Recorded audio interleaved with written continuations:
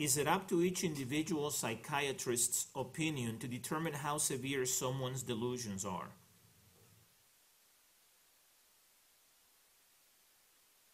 Yes, psychiatrists do evaluate,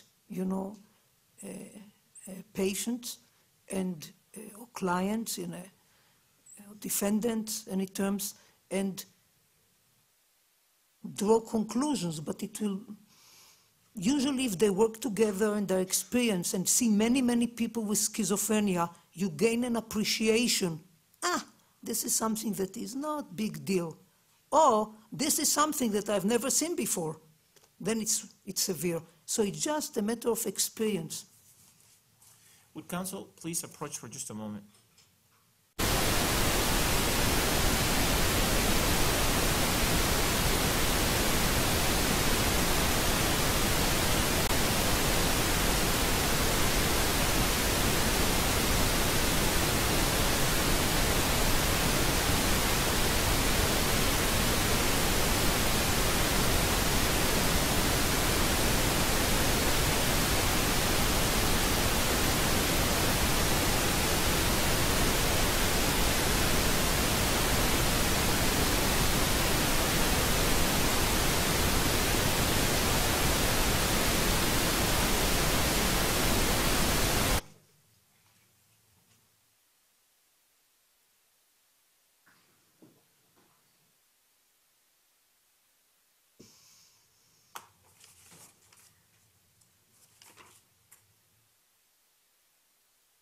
The next question is, what was the primary reason and evidence for you that helped you determine that Mr. Holmes was insane at the time of the crime?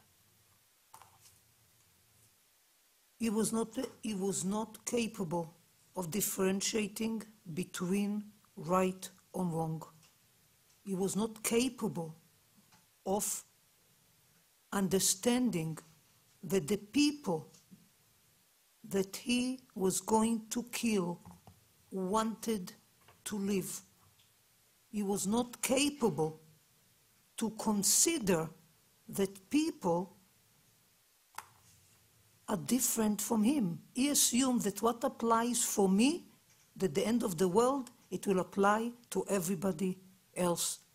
So there was inability to consider the morals that we share as healthy people did not play a role. Shocking, but did not play a role in his process of preparing himself and achieving his mission. At what point in the process did you determine that Mr. Holmes was insane? After the first series of interviews and review of the material that was available to me before February, before I issued the first report in February 2013, and it took me a while to write the report. I did not sit one afternoon. The next question is, in your expert opinion, can a person who is experiencing prodromal symptoms of schizophrenic spectrum disorder have their mental illness exacerbated by committing a crime that includes murdering people?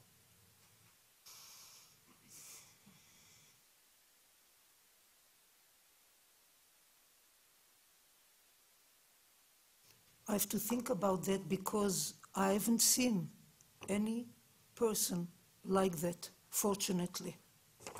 Can the experience, so this is just, I'm putting on my clinical hat without experience, because I've never seen somebody like that.